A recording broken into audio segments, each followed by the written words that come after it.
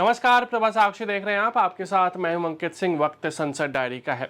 विपक्षी सदस्यों के बार बार व्यवधान के कारण लोकसभा और राज्यसभा की कार्यवाही दिन भर के लिए स्थगित कर दी गई। ग्रुप कैप्टन शुभांशु शुक्ला के अंतर्राष्ट्रीय अंतरिक्ष स्टेशन पर ऐतिहासिक अंतरिक्ष मिशन पर निर्धारित विशेष चर्चा भी बाधित रही।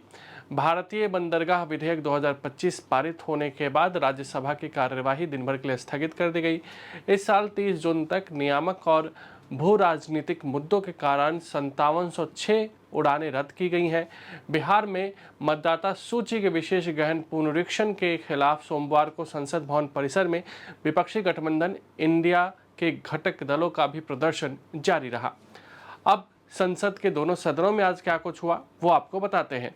संसद ने सोमवार को बंदरगाह क्षेत्र से जुड़े महत्वपूर्ण प्रावधानों वाले भारतीय पत्तन विधेयक 2025 को मंजूरी दे दी तथा केंद्रीय पत्तन परिवहन और जल मार्ग मंत्री सर्बानंद सोनोवाल ने कहा कि भारत को विकसित देश बनाने के लक्ष्य को पाने में बंदरगाह क्षेत्र के योगदान को बढ़ाने में इस प्रस्तावित कानून की महत्वपूर्ण भूमिका रहेगी।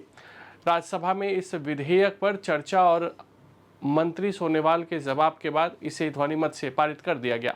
वित्त राज्य मंत्री पंकज चौधरी ने सोमवार को कहा कि कुल 56.04 करोड़ प्रधानमंत्री जनधन योजना खातों में से 23% निष्क्रिय हैं। उन्होंने लोकसभा में एक प्रश्न के लिखित उत्तर में इस बात की जानकारी दी और कहा कि 31 जुलाई 2025 के अंत तक 56.03 करोड़ प्रधानमंत्री जन खातों में से 13.04 करोड़ खाते निष्क्रिय हैं।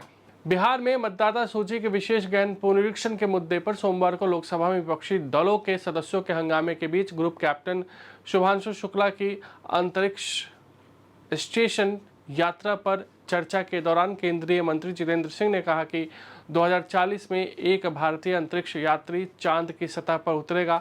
सदन की कार्यवाही 2 बार के स्थगन के बाद दोपहर 2 बजे पुनः आरंभ होने पर लोकसभा अध्यक्ष ओम बिरला ने अंतर्राष्ट्रीय अंतरिक्ष स्टेशन पर भारत के पहले अंतरिक्ष यात्री 2047 तक विकसित भारत के लिए अंतरिक्ष कार्यक्रम की महत्वपूर्ण भूमिका विषय पर विशेष चर्चा प्रारंभ कराई।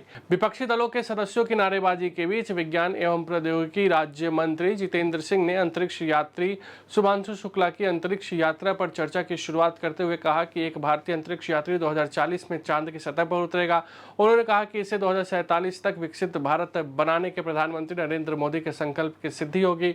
उन्होंने इस दौरान शोर शराबा कर रहे विपक्षी सदस्यों पर निशाना साधते हुए कहा कि यह कहते हुए बहुत पीड़ा महसूस हो रही है कि जब मुल्क में जश्न का माहौल है और देश अंतरिक्ष के क्षेत्र में उपलब्धियों का उत्सव मना रहा है, विपक्ष अंतरिक्ष क्षेत्र से जुड़े विशेषज्ञों की भी बधाई देने को तैयार नहीं है।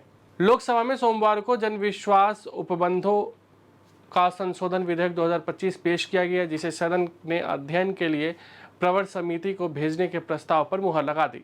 बिहार में मतदाता सूची के विशेष गहन पुनरीक्षण के मुद्दे पर विपक्षी सदस्यों के हंगामे के बीच वाणिज्य एवं उद्योग मंत्री पीयूष गोयल ने यह विधेयक पेश किया। लोकसभा अध्यक्ष ओम बिरला ने हंगामा कर रहे सदस्यों से अपने स्थान पर जाकर बैठने और प्रश्नकाल चलने देने का बार बार आग्रह किया।